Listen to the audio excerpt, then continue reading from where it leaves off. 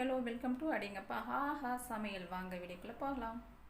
இட்லி மாவு அரைக்கிறதுக்கு தேவையான அரிசி வச்சுருக்கேன். ரேஷன் கடை அரிசி தாங்க, பழைய அரிசி, புது அரிசி. இப்போ இந்த 2 அரிசியும் வச்சு தான் நான் வந்து இட்லி மாவு இன்றைக்கி வந்து அரைச்சி காட்ட போகிறேங்க. இந்த கிளாஸில் நான் 4 கிளாஸ் அரிசி எடுத்திருக்கேன். 2 கிளாஸ் பழைய அரிசி, 2 கிளாஸ் புது அரிசி. இப்போ இந்த அரிசியோடு நான் சேர்த்துட்டு இப்போ நம்ம தண்ணியை ஊற்றி நல்லா ஊற வச்சிடலாங்க. இப்போ தண்ணி ஊற்றிட்டு 4 மணி நேரம் நல்லா ஊறட்டும். இப்போ இது அடுத்து பார்த்திங்கன்னா நாம் வந்து ஒரு பாத்திரத்தை எடுத்து வச்சுட்டு 4 கிளாஸ் அரிசிக்கு 3/4 கிளாஸ் உளுந்து வந்து நான் எடுத்து வச்சுருக்கேன். வெள்ளை உளுந்துங்க, பழைய உளுந்து வச்சுருக்கேன். இந்த உளுந்தை வந்துட்டு நம்ம அப்படியே இப்போ ஊற வைக்கக்கூடாது. நாம் வந்து அரிசியை வந்து அலசி நம்ம கிரைண்டரில் போடுவோம் இல்லையா, அந்த ஸ்டேஜில் வந்து நாம் வந்துட்டு உளுந்தை வந்து ஊற வச்சிடலாங்க. இப்போ நம்ம வந்து இந்த உளுந்தை அப்படியே எடுத்து இப்படி வச்சுட்டு நாம் வந்து அடுத்து வெந்தயம் வந்துட்டு 2 ஸ்பூன் வந்து எடுத்திருக்கேன். இப்போ இந்த வெந்தயத்தை வந்து நாம் பவுலில் சேர்த்துடலாம்.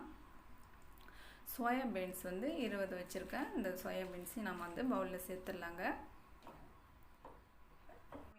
வெந்தயம் சோயா பீன்ஸ் நல்லா தண்ணி ஊற்றி ஊற வச்சிடலாங்க. இப்போ ஊற வச்சுட்டு அரிசி வந்து 4 மணி நேரம் ஆயிடுச்சு, நல்லா ஊறிடுச்சிங்க. இப்போ இந்த நல்லா தேய்ச்சி நாம் வந்து அதில் இருக்கிற அழுக்கு போக நம்ம வந்து 5-6 தடவை நல்லா அலசி எடுக்க போகிறோம். இப்போ நான் வந்து இதை நல்லா அலசி எடுக்கிறதுக்காக நான் வந்து ஒரு பாத்திரத்தில் வந்து நல்லா தாராளமான பாத்திரத்தில் கொட்டி நல்லா அலசி எடுக்க போகிறேங்க.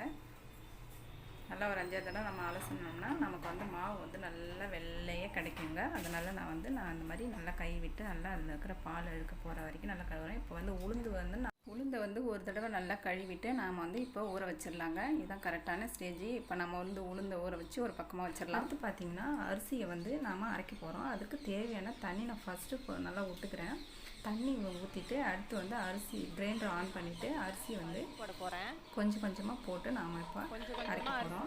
இப்போ அரிசி கொஞ்சம் கொஞ்சமாக நான் போட்டுக்கிட்டேங்க. எப்போவே பார்த்தீங்கன்னா நான் வந்துட்டு ஃபஸ்ட்டு தண்ணியை விட்டுட்டு அதுக்கப்புறமா கொஞ்சம் கொஞ்சமாக போட்டு தாங்க நான் அரிசி அரைப்பேன். அந்த மாதிரி அரைக்கிறதுனால நமக்கு வந்து கரெக்டான ஈவனாக குறைன்னு சூப்பராக அரைஞ்சி வருங்க. நம்ம இடையில தண்ணி விட வேண்டிய அவசியம் இல்லை.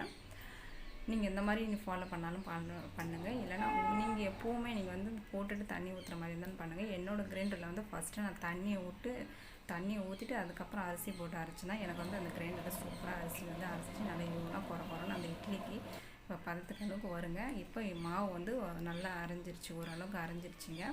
நமக்கே தெரியும், பார்த்தாலே மாவு நம்ம வந்து இடையில கை விட்டு நம்ம கை வச்சு பார்த்தாலே தெரியும் நமக்கு இட்லிக்கு கரெக்டாக வருதான்னுட்டு. இப்போ நல்லா மாவு ஓரளவுக்கு நல்லா அரைஞ்சி வந்திருக்கு.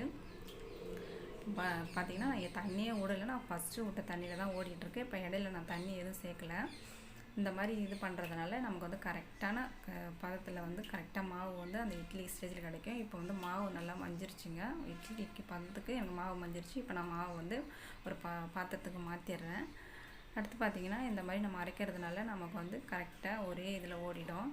இப்போ நான் மாவு ஃபுல்லாகவே அரைச்சிட்டேங்க. பாருங்கள் இட்லிக்கு வந்து எந்த அளவுக்கு மாவு வந்து குறைன்னு நல்லா சூப்பராக அரைஞ்சி வந்திருக்கு பாருங்கள்.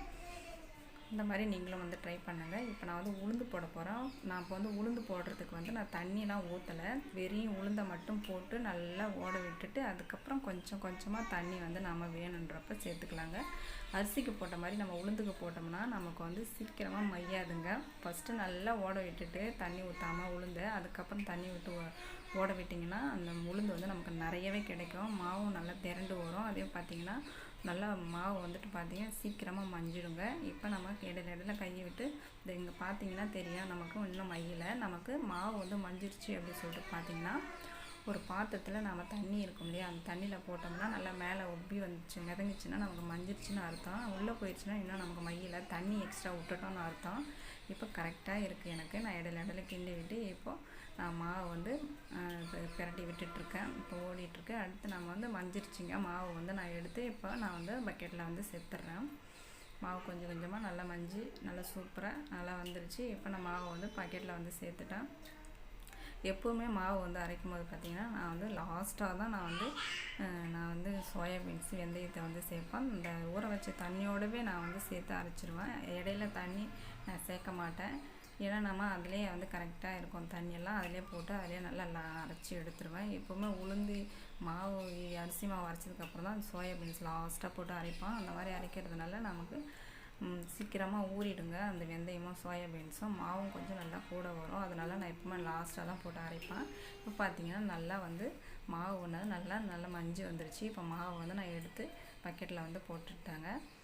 இந்த மாதிரி நீங்கள் அரைக்கிறதுனால உங்களுக்கு நல்லா யூஸாக இருக்குங்க. இந்த மாதிரி நீங்கள் ட்ரை பண்ணுங்கள். எப்போவுமே மாவு வந்து பார்த்திங்கன்னா நான் அரைச்சிட்டேன். எப்போவுமே மாவு வந்து அரைக்கும் போது நான் உப்பு போட்டு கரைச்சி ஃப்ரிட்ஜில் வைக்கவே மாட்டேங்க. அந்த மாதிரி வைக்கிறதுனால மாவு வந்து சீக்கிரம் புளிப்பிடிச்சிடும். அதனால் எனக்கு தேவைப்படும் போது மட்டுமே நான் அந்த மாவை எடுத்து கொஞ்சமாக உப்பு போட்டு கரைச்சி வெளியில் வச்சுப்பேன். மீதியாக ஃப்ரிட்ஜில் வச்சுப்பேங்க. நீங்களும் அந்த மாதிரி ட்ரை பண்ணுங்கள். பிடிச்சிருந்தால் லைக் பண்ணுங்கள், ஷேர் பண்ணுங்கள், மறக்காமல் சப்ஸ்கிரைப் பண்ணுங்கள் ஃப்ரெண்ட்ஸ். பாய்.